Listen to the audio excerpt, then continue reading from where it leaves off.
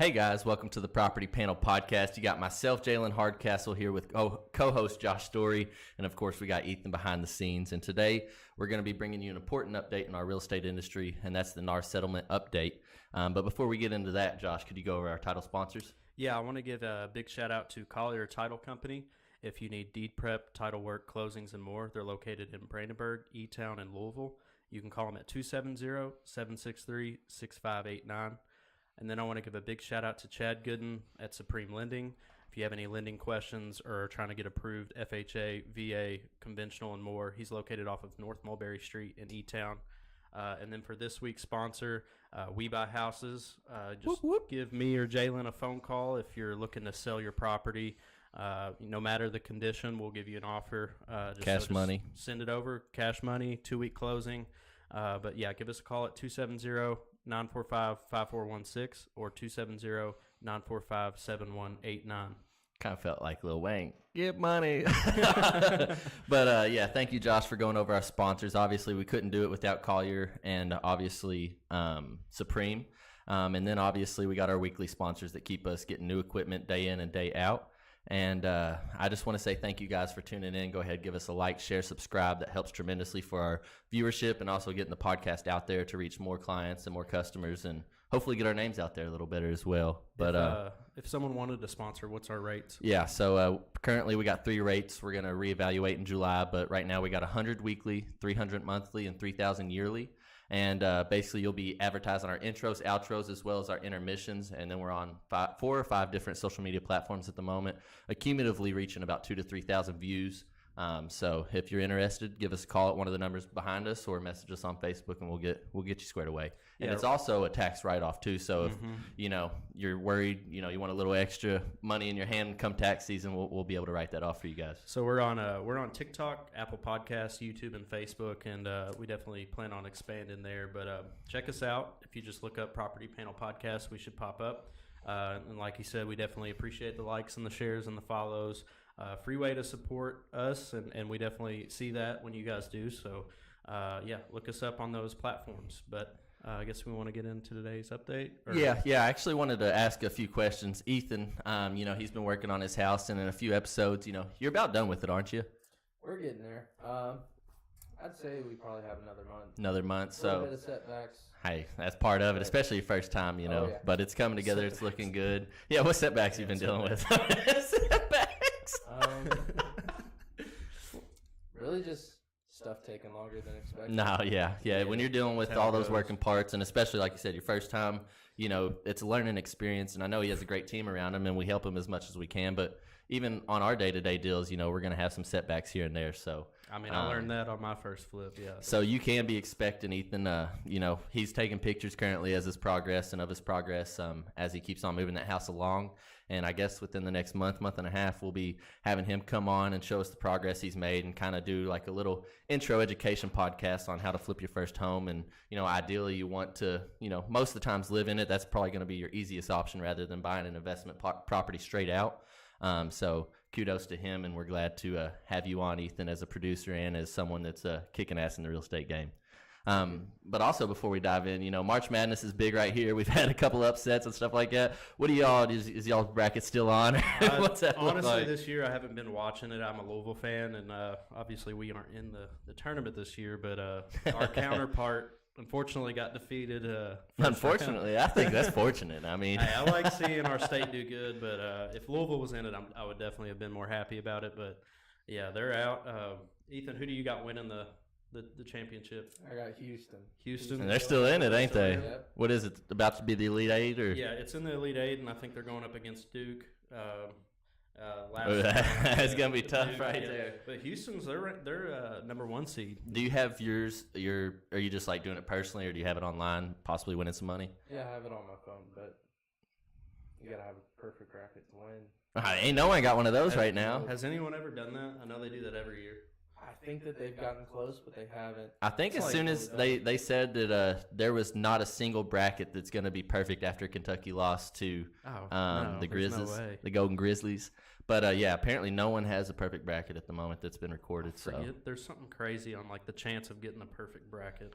I used to try so often, and obviously since Louisville hasn't been in the last few years, I haven't even worried about it because it ain't as fun to me. I still do some bets here and there on the. It says the odds of getting a perfect 63 game NCAA bracket is as high as 1 in 9.2 quintillion.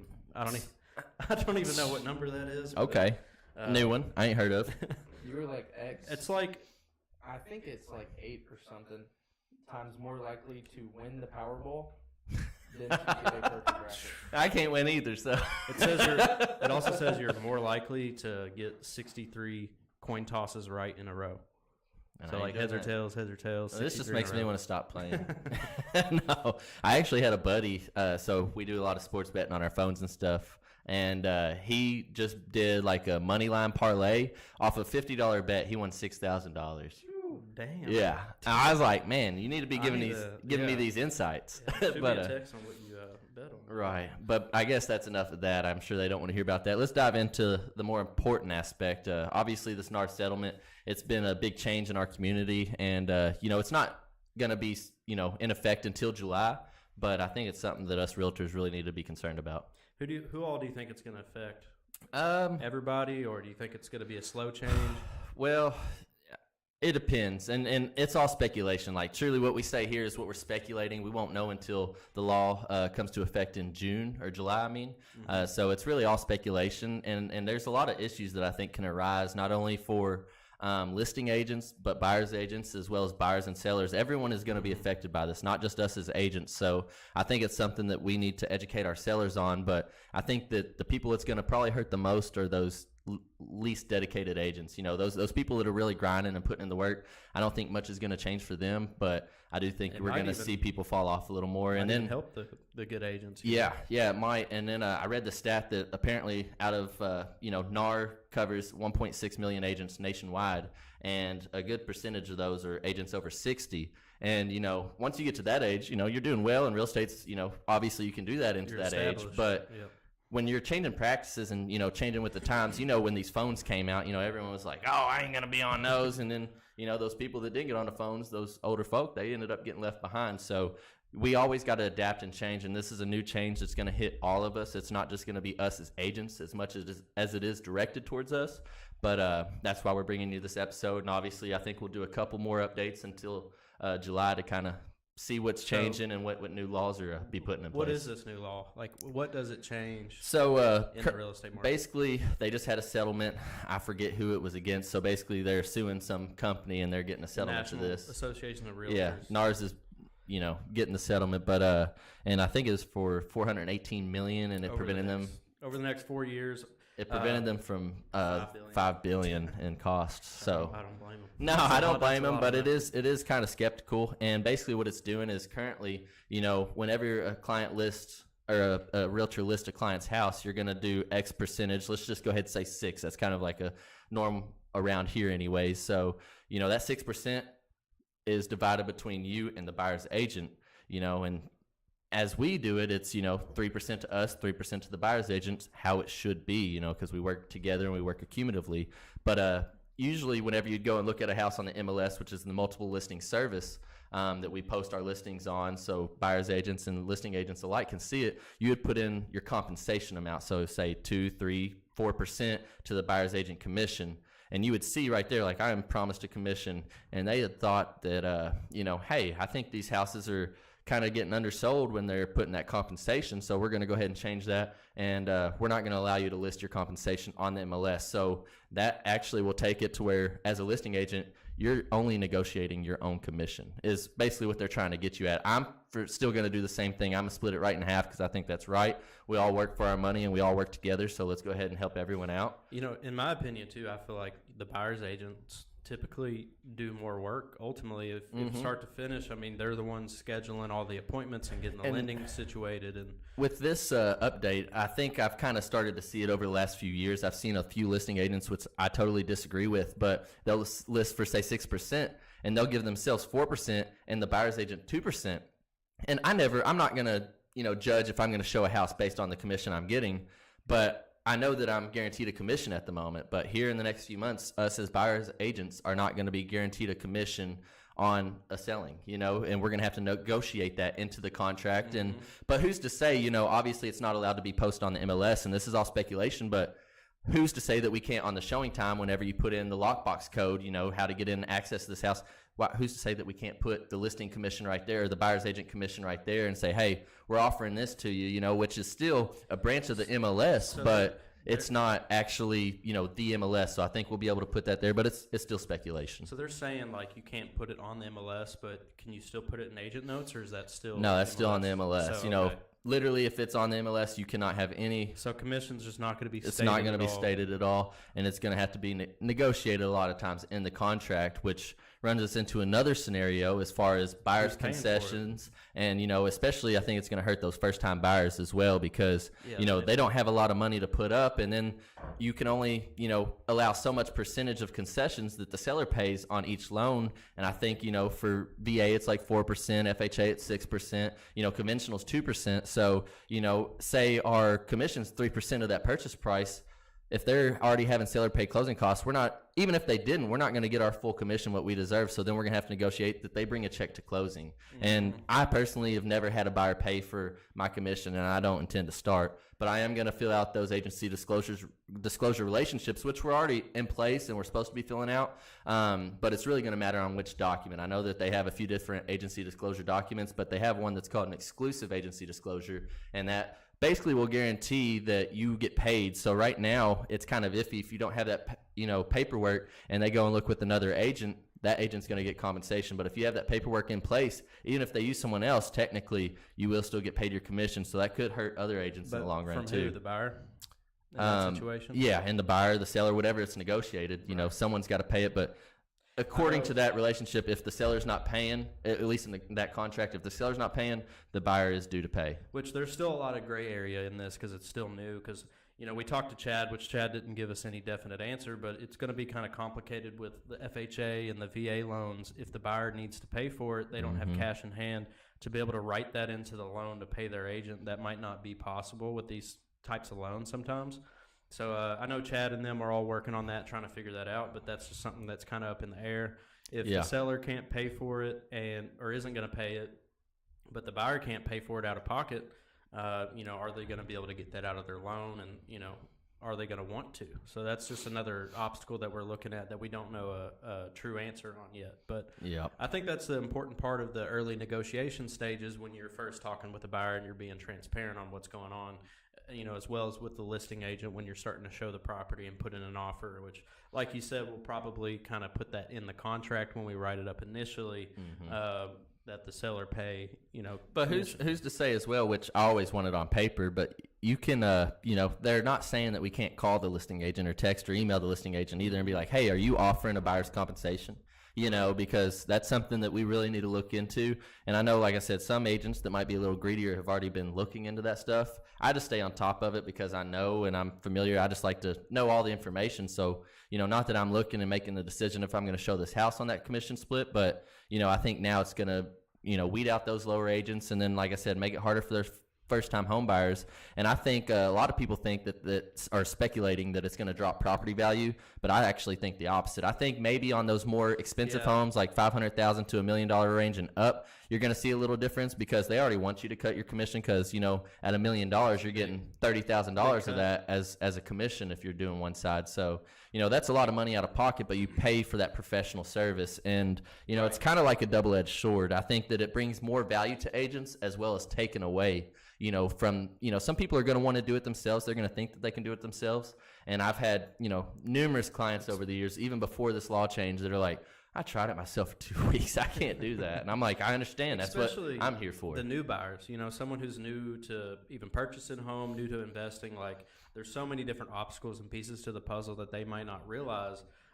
That's really who it's going to affect the most, I think, as far as this whole ruling is the buyers, inexperienced buyers, because I really do think you still need a pro. Like you need someone who has the insights and has the connections to facilitate a deal, in a timely manner and get you the best prices, get you good comps, and if you're doing all that work, you're going to want to be compensated. This is how we make a living, and this is how we put food on the table.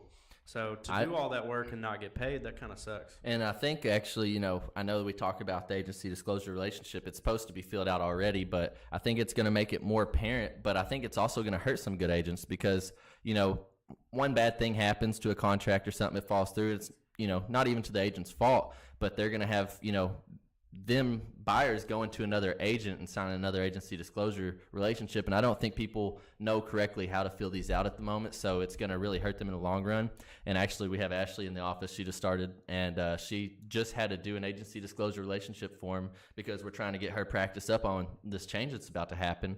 And, basically what I told her is, just put the area you're looking in, or even Kentucky. A lot of people put the specific address, and then you'll have to do it every time. Then you'll have to do it every time. And, you can put it just like a listing contract. We can say for X amount of months, usually 3, 6, 9, whatever you're comfortable with. I've seen approvals like that, like approvals for a house in Meade County, where, I've seen an approval for 1, 2, 3, 4. Especially at the local banks, in the investors, I think a lot of listing agents do prefer it to have that specific property address because they want to know that the lender is, put eyes on the property or at least seen the specs of it.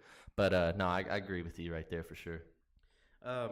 Do we have anything else before we go into intermission? Oh yes, I have a bunch, man. I wrote a bunch down.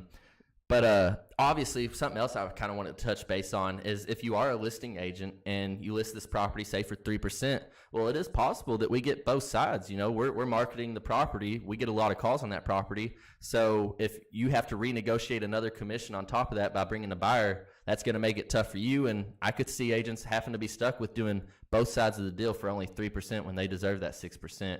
So I see a lot of agents getting taken advantage of by the sellers because really the ball's in their court at that point. I mean, really, you shouldn't be penalized for being, able to list it, market it properly to get both sides. I feel like if anything, that's, a more valuable service. So to be cut on that kind of sucks as well. And I think that, like we said, those newer buyers are going to have the most issues is because, we deal with some buyers, especially if you've been in the business as long as we have, some buyers struggle to literally bring a dime to the closing table, and if you're on one of those thresholds, you're already getting the max concessions too, that you're getting from the seller. So literally they're not going to be able to pay the agent. And I know we talked with Chad and we discussed it a little bit last week. We're going to find workarounds hopefully, but everything's all speculation at the moment. But this is what we've seen, from our experience. We've been in this cumulatively, 10, 20 years with all of our experience in this room. And then our family has 40, 50 years of generational experience. They've seen what real estate's done from the beginning of time. And we have a pretty good indication of what to expect. Obviously, we're no, mind readers or future tellers, but we got a good, experience and good crew behind us. And I think that's important too with this new update. Obviously we got newer agents in this office anyway, so we deal with a lot of questions, especially me, my mom, and Tyler. We're blown up with questions, which we love because we want everything to be correct, and that's how they learn as well.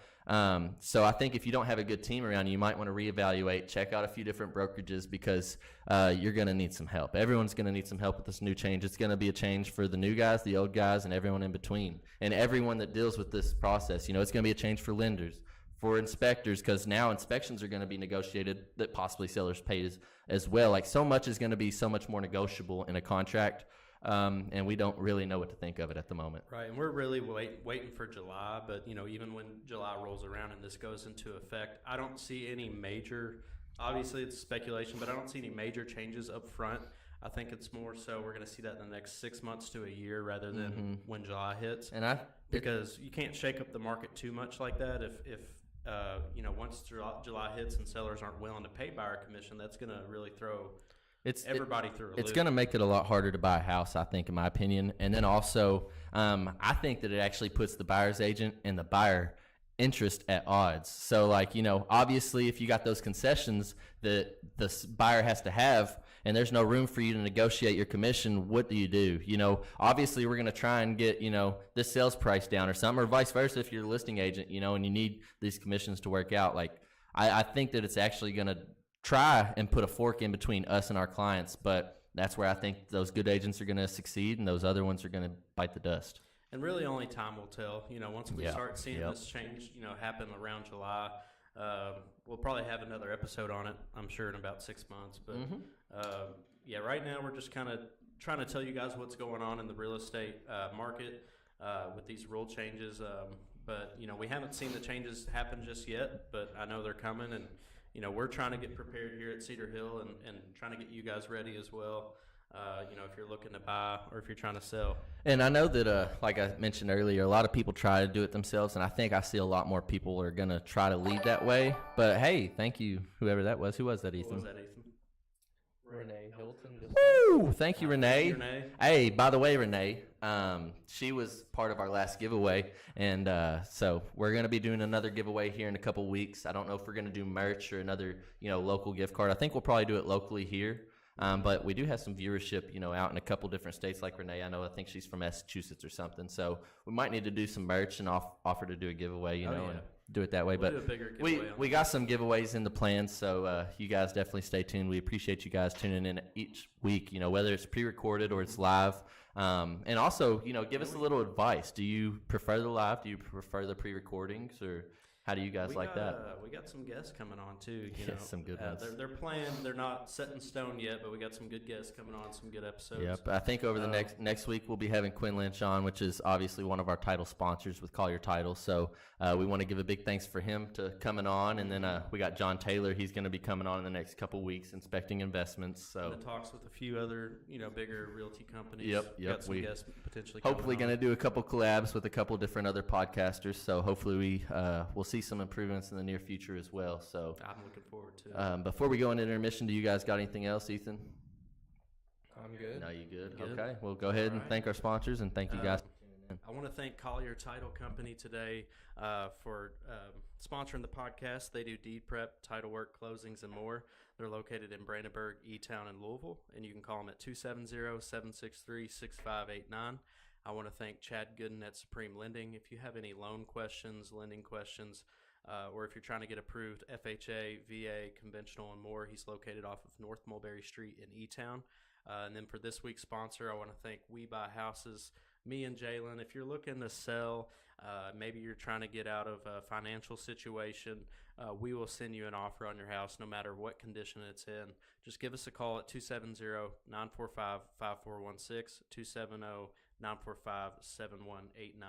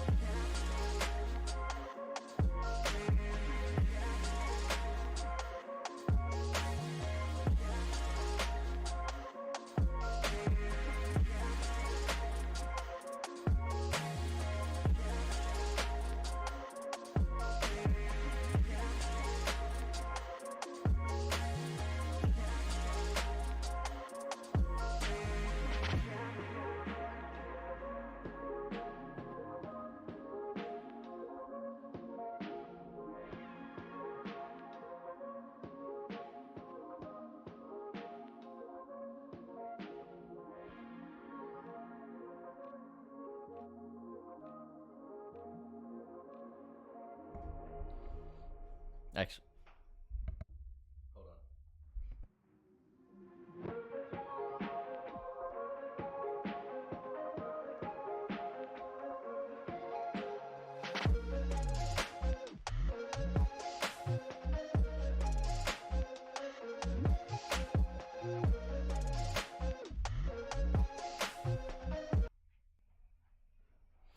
Hey guys, and we're back at you with the Property Panel Podcast. You got myself, Jalen Hardcastle, here with co-host Josh Story, and thank you, Ethan, for being the producer behind the scenes.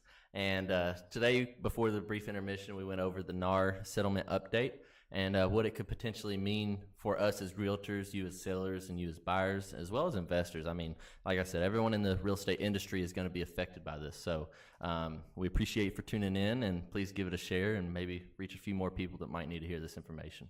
Which we might already went over it before the break, but I just want to dive into it real quick while we get started on the second half. But, you know, who all is this going to affect as far as the agents and the buyers, and what do you foresee in the next 6 months in the market? Man, I feel like a mind reader right now. I don't know. But what I do know is that those agents that are, you know, just getting by and that really don't put in full effort or full time into this industry, I think you are going to get left behind. And no offense to you, but this is already not a job made for part-time agents. This is a full-time job, and if you want to be successful, you have to make it as such. You know, we envy people that, you know, work 9 to 5s, envy us, but we envy them because they got a for sure paycheck. You know, this is not a for sure job, so don't come into it with that mindset like, oh, I'm going to be the next millionaire. Obviously, you want to be positive, and there is opportunities to grow and build yourself, and you can become a millionaire with real estate. It's the best and highest return on investment that you can possibly make. You know, it's the biggest investment of your life. So if you do have the means and the opportunities to get in, I think it's great. But you do need to stay with the market, get you a good realtor, because, you know, it's too much for you to learn. We're professionals for a reason. We take the schooling, we take the courses, we stay up to date on all this information, and especially agents like us that take the time out of their day to not only service our clients, but to read up on these updates, bring you a podcast. That, I think, should go to show how much effort we're willing to give to not only ourselves and our business, but our clients as well. Yeah, I think, you know, doing this podcast for me at least is a blessing because, you know, I get to get into these topics more in depth. I get to learn a lot about, you know, what's going on in the real estate game, and we have guests on from different parts of it, so I get to hear their side of it. I like hearing the different views. I like having guests on, you know, whether it's someone from a title company or from a lending company. It's definitely been beneficial. We've had an investor on as well, but we, you know, plan on keeping on doing that and having different parts of investing and the real estate market come in. But I think as far as real estate agents, it's really helped us grow in our knowledge base and just being able to kind of share information to our audience and to our buyers. I know you have as well as me, but, you know, if I get a buyer or a seller that might have a question on a certain topic, I'll break it down right there, but also be like, you know, check out this episode, check out this clip. And I think confidence is key, and, you know, how you portray yourself, you know, your energy is big, and especially in this, you know, industry. I actually had, you know, one of my listings, I had an agent show a property, and he left terrible feedback, which, you know, some of it was, you know, honest feedback, but some of it was out of spite, unbeknownst to my knowledge, because whenever I called my seller to give him the feedback, he's like, you know who showed that? And I was like, of course I do, you know, like I've actually worked with him. I like him. You know, he's a good guy. He's like, well, he's a little salty he didn't get this listing. I think that's why he went so hard on this property. And they have cameras, so they heard what he said. And he's like, oh, he was tearing it down. And me as an agent, that was kind of disrespectful to me, you know, not only my sellers, but it hit me as well because I represent that property and that property represents me. And, you know, obviously not every property is going to be for everyone, but at the same time, you got to be professional. And I've dealt with the same issue with that same agent on multiple occasions. So I know that my seller wasn't just, you know, like, hey, I think this is the issue. Like, hey, that actually makes sense. I've dealt with that, and you are right. That good attitude comes with your priorities. And I feel like priority number one as a real estate agent is your client, what they want, and what's best for them. And so showing a house shouldn't matter on your relationship with the seller, the other agent. It should just matter on, you know, what your client's looking for and just the material facts that are present about the property. You know, I never really talk down a property unless I see stuff visually that's wrong with it. And that's pretty straight to the point. Yeah, you're not, obviously, us as realtors have to have, you know, obviously that our buyers or sellers in mind, and we have to also point out those defects to the property because we don't want it to come back on us. But ultimately, we're not inspectors, but we are there to show that property. And if you want to establish a good rapport with your clients, I think it's important that you do point out those things. But obviously, it depends on the client. You're going to feel out your clients when you go and meet them. It's going to take you 2, 3, maybe 4 times before you really see how those clients are jiving and what they are looking for, and that really helps you narrow down your search. Yeah, I think, one time me and Ethan actually shared a client, and this was the longest I've ever had a client. And it was funny enough, I was working with Ethan, but we would actually go show these. It's all Ethan's fault. No, I'm just kidding. This is actually when Ethan was pretty brand new. But I mean, we probably showed this client 20 plus properties over 6 months, and they were really picky on everything. Like they would say, "Oh, we love every bit of this house," and then they'd be like, "Oh, but the front door is gray." And we'd be like, "Well, you can paint the front door. I'll paint it for you. we can ask for concessions. Like, there's ways around this, but." Yeah, you really do got to weigh out your client, but ultimately with them being that picky, they actually ended up getting a great deal. You remember what that appraisal? It's a waiting game. What did they go under contract for roughly? Around $215. Go ahead. Yeah. Go ahead. Are we good? Yeah. Okay. We went under contract around $215, and it appraised out at $300. Yeah.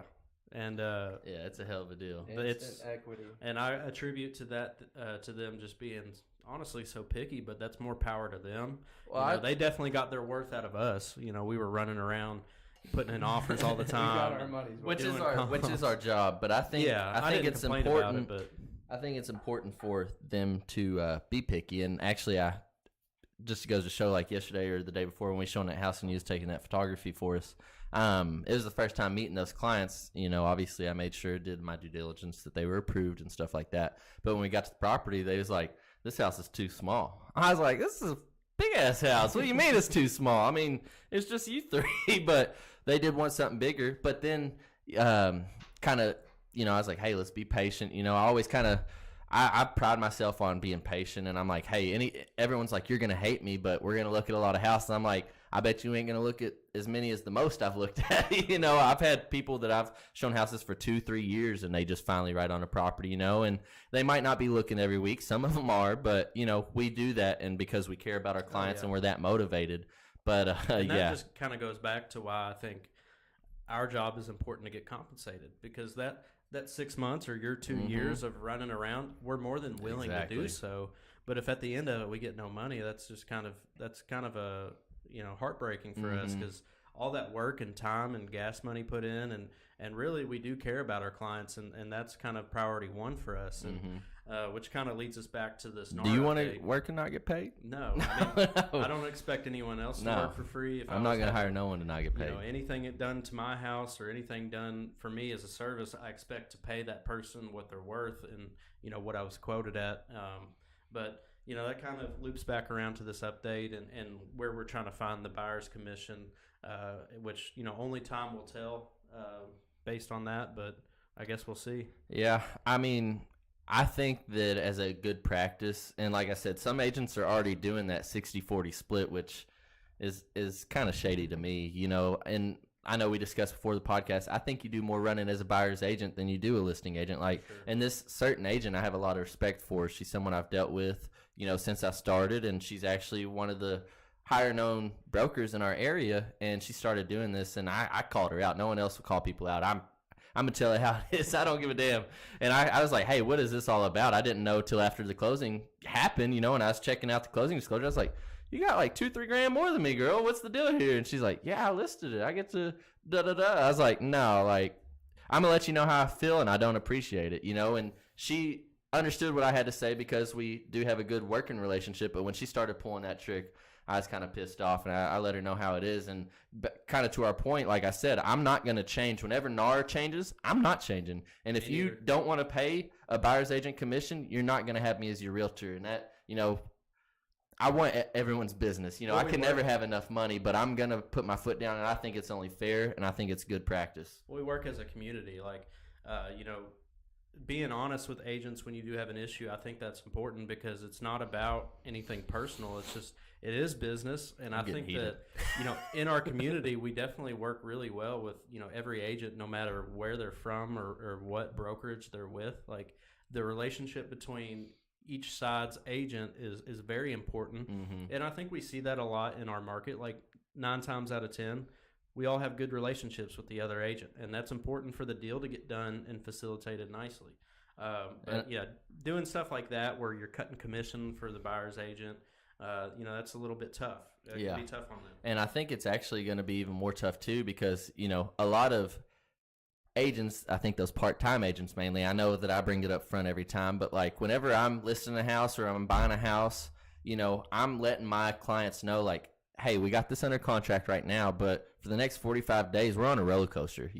There's ups and downs. We got the appraisal, inspections, and all that, and then there's repair requests and stuff like that we got to negotiate. So, obviously I do a lot of investments. So as soon as I, go to buy a house, I'm not only thinking of repair value, resale value, I'm also thinking of the commission I'm going to have to pay when I relist this. I'm thinking about, the miscellaneous repairs that I'm going to have to make, because I've sold enough homes, and even if I put them damn perfect, I'm going to get some repairs. And, as someone that wants someone to be happy with their home, and I don't want my name to be bad out of anyone's mouth, I'm going to make the home to the best of my ability. And then obviously, I'm not perfect. No one is, and no home is, not even a new construction. So, I'm open to inspections. I'm open to make repairs that are reasonable. I don't want a repair request this long.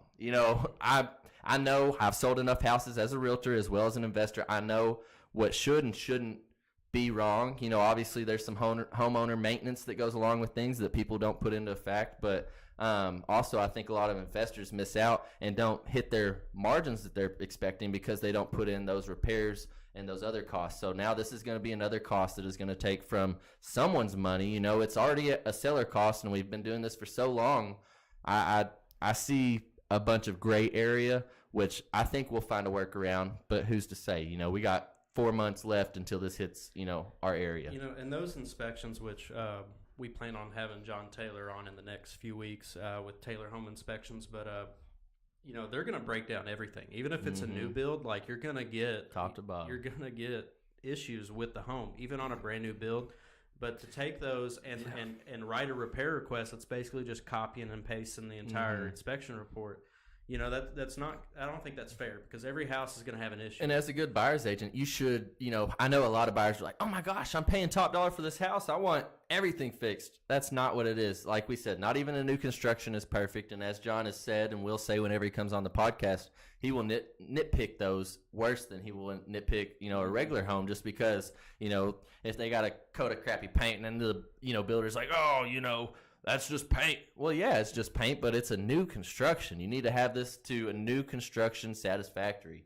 And I think it really, I think John plays a huge role, in inspectors as a whole on your investments. And a lot of people will be like, oh, I don't want an inspector, which obviously no one does, but it's likely going to happen 9 times out of 10. Most loans require it. So, that's another cost that I think people don't anticipate. And then obviously now we're adding on commissions that already were negotiated, but now they're more open to negotiation, and I think it's gonna sting us a little bit right. And then those buyers are gonna realize, damn, we need these guys, So we'll see. I mean, especially as a new investor, like you were saying, like you got to keep in mind not only the profit margin as far as what repairs that you're gonna make to the house before you even list it, but you got the repair requests that could come up. You got closing costs that could come up. You got commissions to be paid. You have, all these little fees that you should tack on as a new investor to make sure you're not going to lose out. Which, check back to our investor episode. I can't remember what episode it was, but a long time ago. Was that with 8, Joe? 9? Yeah, Joe P. Yeah, with Joe. It was like 8 or 9 or 10 or 6 or 9. We really go over on how to estimate a lot of these costs. If you're trying to get into an investment. Everything's included in that. If you spent $30,000 to fix up a house, you still are probably going to get a repair request at the end of the day. So just keep that in mind. Let's see what else we got here, Jay. So obviously, like we talked about, the buyer's going to struggle to pay. And who pays at that point? If the seller's unwilling to pay, does the seller's agent do all the work for both? Because obviously the buyer, they don't know what they're supposed to do. Obviously, how are they going to be able to write those contracts too? If obviously some buyers agents are not going to want to work for free. Right. I'm not going to want to. So I'm a respect my clients, and I've done this before. I've actually worked for no compensation, which I'm not proud of. And it's honestly most of the time been close friends or family members that have, done that to me. And I do it because, I want a good rapport with them. I want my word of mouth to excel. So that's a big part of our business is referrals.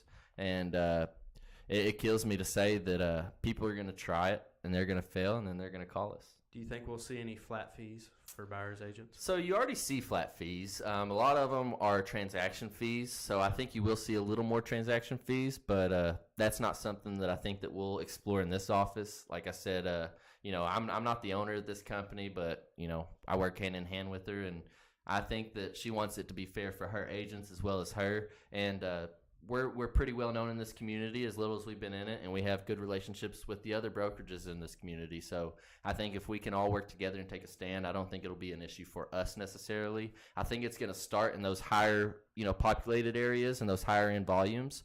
And then it's going to, obviously trickle this way. People are going to sell some houses up there, see how it works, and then they're going to be like, oh, let me try it.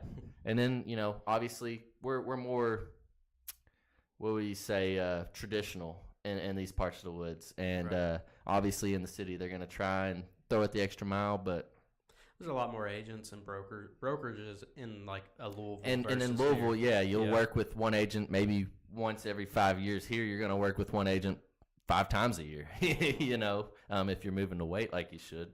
But I think that everyone needs to be compensated. We're not working for free, and we don't expect you to. So I say, agree with that. sellers, you need to listen to us because we're not saying this. Obviously, we want to get paid for our work, but there's always going to be a niche for those professionals, and those people are going to get burnt out trying to sell those properties, having 30 showings before you get one offer, or even dealing with 5 or 6 offers at the same time. How do you truthfully and honestly navigate those, and how do you pick out the best one? Because in those contracts, they have that fine print that people might look over. I know, like I said, we said in many episodes before that, hey, as soon as I get this offer, I'm going to send it straight to my seller or my buyer, and I'm going to call them and go over the key points. But also I'm going to tell you, hey, look this over, and if you have any questions, give me a call back. And when I'm writing that offer up, as well as that counter offer, the acceptance, I'm going to go over that one more time with them. So I'm going to let them know everything that's broken down in that contract. And now this just adds something else that we have to go over. Yeah, and I think that's super crucial if you're trying to be, a really good agent and thorough, is you have to break down everything, from start to finish. If it's the buyer agreement, the agent agreement, to the contract, like if they have any questions, or even if they don't, because they might not ask a question if they don't know what questions to ask. Mm-hmm. So just, being able to break down every part of it, I think is crucial, which I definitely try to do on every part of the process, whether I have a buyer or whether I have a seller. But I think that's going to be, even more crucial than it was before. Yeah, and I think, obviously, like I said, we'll find workarounds. But at the end of the day, the buyer is paying this price. The seller sets the price and the buyer is paying it. So in all reality, the buyer's been paying the commission for, however long it's been now. But people look at it too many ways, and I think that's why the settlement has come a thing. A lot of people look at it as the seller's paying commission, which and they do look at it that way too. They are, but who's bringing that money to the table? Yeah, and that's exactly it. You're both paying for it, and it's both negotiated already. It's negotiated with the seller, so the seller thinks they're paying for it, but the buyer's bringing the money. So you're both paying for it, and you're both paying for professional services. And if you don't like your agent, find a new one, because there's better agents out there, and it is what That's it is, true. and I'm going to provide the best service, and I stand by myself. If you want to give me a call, I'm going to have you, a CMA within 24 hours. I'm going to show you a property within 24 hours. There's not going to be one day that goes by that I do not reach back out to you. And that's why we have a free market. Like, you have the option to choose what agent. You have the option to negotiate a commission already. Obviously, I'm not the one who makes the rules, but I don't. We just enforce them. I didn't see the reason behind this change, especially with their argument. It was to save the money. Would you rather pay $5 billion or for $18 million? That's true. Yeah, that's true. But obviously it had to be settled in front of a judge. This wasn't just like a law change. This was an actual lawsuit, and the settlement has granted this change for us in the real estate industry. So it could change between now and then. Like I said, this is all speculation. But we do want to know and see what you guys have as questions. So obviously, we're going over this episode now, but this is something pretty big and important. Like we said, we're going to do a few episodes between now and July discussing this topic as it changes and more, information comes out. But in the meantime, I guess we're going to kind of let you guys post any questions you might have, and also we're going to be reaching out to a few different brokerages. So this might not seem appealing to you guys, but it's kind of appealing to me. So whenever we do open houses, a lot of people will do like, just regular open house. Buyers can come, Sunday 12 to 2, whatever. Me personally, I don't like open houses, period. I'm going to list them to sell anyways. But if I have to, I'm going to do a professional open house, or what they call like a broker open house, and I'm going to let professional agents come in and tell me their feedback. I don't want to know what Joe and Tom, Dick, Harry has to say about the house. I want to know what, this company has to say. These people that work hand in hand with properties day in and day out. Obviously every buyer's like, oh, this is priced too high. This bedroom's too small. Yeah, we all want a mansion for $1, but we're not going to get that. So, I want those professional opinions. Yeah, I think that's important. Getting that feedback from your peers, people who are in the market every day. They see this. They're doing the same thing themselves, so they can really tell you what they think compared to what they've done. So that's definitely important, because buyers or sellers, they can have misconstrued opinions like, oh, I want $50,000 more than my house is actually worth, or if I want to offer $50,000 than the house is worth. Like, we can do that for sure, but you might not get it. Right. And at the end of the day, it's all a mutual agreement. We're all agreeing to buy, we're all agreeing to sell, we're all agreeing to pay.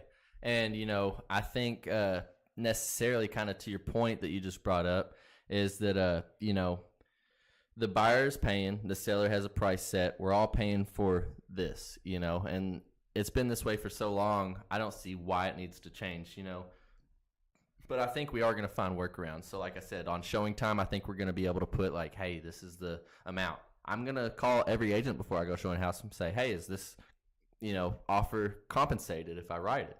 There's going to be ways that we can work around it. And if us as agents work like we should, especially together, I don't think that there will be too much discrepancy to come, especially in our area. Like I said, I think for those more overpopulated areas, we're going to see more of a change, but hopefully not around here. The biggest thing for me that I think a lot of people think that this is going to do is change the price, which we've gone over, but change the prices of homes and the market value itself. But to me, that's all up to supply and demand already. Like, the extra fees aren't going to actually cut off the purchase prices of homes, because we're going based off of comps, and right now we're kind of there's a low volume market. So yeah, it's low inventory, but there's still high demand. So supply and demand. I really don't see that driving prices down, especially as the summer starts. Prices are going to drive up. Like we talked about many times before, interest versus inflation, and inflation's going to win every time.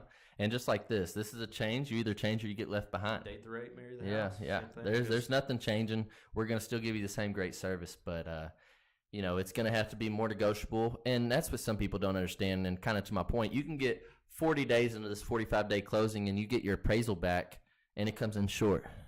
The whole contract's renegotiable. Why are we fretting over all these things? And, like I said, as a good agent, you should be able to explain those things and prepare them for what they're going to experience ahead. But, some agents don't, and that's why I think that us professionals get a bad name in their mouth. And like I said, of that 1.6 million NAR agents nationwide, majority of those, I think over 80%, are 60 years and older. And then another stat that's kind of interesting is that, most agents don't last over 2 years in this industry. Do you think they're going to last longer now that we got more implements in place, that there's more negotiations? I don't think so. I think it's going to weed out the bad agents, and I'm thankful for it. I want to do well, and I hate losing to these agents that are like, get this call. Like I had a lead come in the office the other day. I responded in 10 minutes. 10 minutes might have been too long. That's the shit that drives me, though. I called him, like, hey, let's schedule it. Oh, I already got a tour scheduled. 10 minutes. 10 minutes is what it took for me to lose a lead. And that's what drives me. And that's why I am the agent I am. Is because, well, like, for instance, this morning, Josh, not to throw you under the bus or anything, but Josh was like, hey, I asked him what he's going to do tomorrow because I wanted to golf, honestly. And I got busy. And Josh, he was like, I'm going to get in the office early, then we got the pod. I was like, okay, bet. I get in here. I'm always the first one in here anyways, but I get in here later than I normally do, and I was pissed at myself. I was fucking pissed. I was like, I got in here late, and then I got thinking, I was like, no one's in here. Why am I mad at myself? But then I was like, that's why I am the agent I am. That's why I'm, who I am, is because I'm not competing against Josh. And not to throw you under the bus or anything. You still got here early, but me, and, I'm competing against myself, and I drive myself to be better And a lot of people, I think, appreciate that attitude in this industry. Oh, yeah, for sure. I think communication's key. So, like we get those calls, it's very important. Those 10 minutes somehow do matter because, as soon as if they don't get an answer, they're calling the next guy. Yep. That's how it goes. Which it was a website lead. So, I got an email and I responded in 10 minutes. That's pretty good, I feel like, but I still lost an opportunity. So, I'm going to check my email every 5 minutes now, maybe. I don't know. Did we get any questions or comments so far, Ethan, or? We haven't. We have not. That is awesome, guys. Thank you all for totally not commenting. No, but before we do tune off, go ahead right now, since you're not commenting, go ahead, like, share, subscribe. That helps us tremendously, whether it's on Facebook, YouTube, it don't matter, TikTok. TikTok, we've been doing really well on TikTok, I feel like. Obviously people look at our YouTube because that's what we started on, so we still shout that out, obviously. But, we only got 30 subscribers, maybe get 10 views a week when we was getting 100 to 200 at first, but that was our only, revenue. And now that we're, on TikTok and stuff like that, on Facebook, we've been getting about 300 views a week on our videos. But then on TikTok, I think, between 500 on average, but we've been reaching up to 1,000 to 2,000 a post on TikTok. Yeah, last one got like 2,100 or something. Yeah, within a couple hours. Likes or something. But then it levels out. But we only have 30 followers on that as well. So our follower to like ratio, we're getting 100 and plus likes every video, and then obviously, like I said, 1,000 to 2,000 views. So our followers might not be there, but our outreach is. I don't know what we're doing or what we can do better, but we're always open for advice and helpful anything. And if you or anyone does a podcast or is active on social media, we would love to collab with you and do something. Whether it's here or there, we don't care. We're mobile. We can do it anywhere. So. That's one thing I've been thinking about is if we have guests out of town, just switch up the studio and do it wherever. I think that'd be cool. Yeah, we are actually, Me Dumpster Rental. They're going to be our first 2-month sponsor. They're coming up next week on the live. They're going to give us some shirts and stuff too. But what we're going to do with the money they're giving us is we're actually going to repaint this whole room because this does nothing for my complexion. And then also we're going to have a whole new table. So we're actually building a table. It's going to be, squared off here to there. To there, it's gonna do this. A photo of it. Yeah, Kurt, he did us wonders. Shout out Custom Creations. You're gonna have to put that up there. You're gonna have to get Ethan to put it up there. And they still ain't gonna see it. They still ain't gonna see it. You can try all you want. Please do. Oh my! Is that Jalen's MacBook or yours? Jalen's. Oh, you guys share some? Any questions you guys have, we can always touch base on in the upcoming. He would have to upload it and stuff. That'd be. Couldn't open it and then screen share. He could. Actually, you could, but he is not prepared for that right now. I'm not even seeing it. So, he is not prepared, but that is something that we're gonna do. Obviously, Ethan came on about a month ago-ish. He's still learning. Obviously, you don't see a computer in front of me right now. Josh, he just loves to be Mr. Tech. Yeah, I got the. He always has that there. I like to keep it old school and give my paper, so I just toss that right there. I got the bracket pulled up. And he's got the bracket. Who's playing today? Is anyone playing? Let's see. Next game is the 30th. Tomorrow, what time? We'll have to go live for that. Don't tell me. Nah. Oh my gosh! We got UConn. I just had deja vu. We just went live for the bracket. We're doing the Final Four live on here. All right, so Elite Eight, we got UConn versus Illinois, Alabama versus Clemson. Let's see, Creighton versus Tennessee, Purdue versus Gonzaga. I could be getting this wrong, by the way. Yeah, NC State versus Marquette and Houston versus Duke. Some of them already made it to the Final Four. Okay. You gotta pull up that official bracket. Yeah, he didn't even fill one out. We're over here talking about bragging. Didn't even fill it out. Yeah, we can buy tickets. Shoot, where's it at? We'll figure it out. We might just buy tickets right now. Phoenix, Arizona. Hey, I love Arizona. That is one of my favorite vacations. I went to Sedona, Arizona with my buddy Jeremy and the Chambers family, and we had the best time. Oh my goodness. Yeah, it was awesome.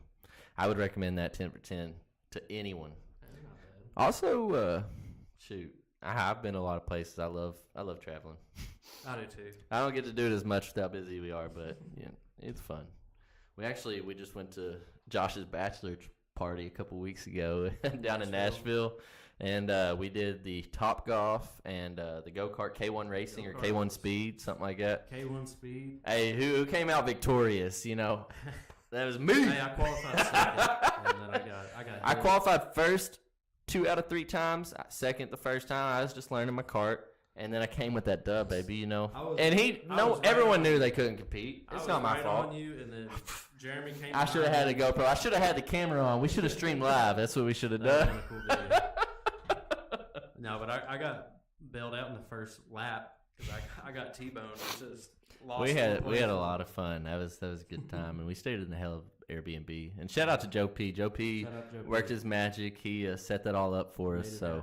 That was pretty awesome. I had a good time. Oh yeah, he will be coming on soon. We actually, like Josh had mentioned, we've been calling for a few different sponsors as well as guests to come on the show. We have a few people that might collab with their podcast, so you'll see them come on ours. We'll come on theirs. So we got some interesting things in the work. We got our first 2 full-month sponsorship with Me Dumpster Rental. They're going to be sponsoring every Friday for the rest of the year. That sounds pretty awesome. Or not every. That's not 2 months. No. First Friday. That's first Friday of the month for the rest of the year, which equals out to 2 months. And you know, obviously today's Good Friday, so I want to give a shout out to obviously Jesus because we couldn't do any of this without him. So shout out. No, yeah. And then we hope all of you guys have a great Easter. You know, obviously we want you to spend it with your family, but if you want to look at some houses, we're available. I've showed houses on Christmas. Check out our podcast on Easter. Yeah. Check it out on Easter with your family on different devices. Yeah. So we have more views. And like and subscribe. Yeah, please. Before Josh, go ahead and give us a thanks, but also while he's giving us a thanks to, well, you know, that sounded like we was giving thanks to Jesus. Which, thank you, Jesus. But give a thanks to our sponsors. But while he's doing that, like, share, and subscribe. All right. I want to thank our title sponsors for today's episode. Big shout out to Collier Title Company. If you need deed prep, title work, closings, and more, they're located in Brandenburg, E-Town, and Louisville. You can call them at 270-763-6589. And then big shout out to Chad Gooden at Supreme Lending. If you have any lending questions or are trying to get approved FHA, VA, conventional, and more, he's located off of North Mulberry Street in E-Town. And then for this week's sponsor, I want to thank We Buy Houses. If you have a house that you want to sell or if you just want an offer, just give us a call at 270-945-5416. That's cash money. Yeah, cash, 2-week closing. So keep that in mind. We can close quick, you know, or we can wait if you need some time to get moved out. As long as you need, fine. as quickly as you need. But yeah, give us a call at 270-945-7189.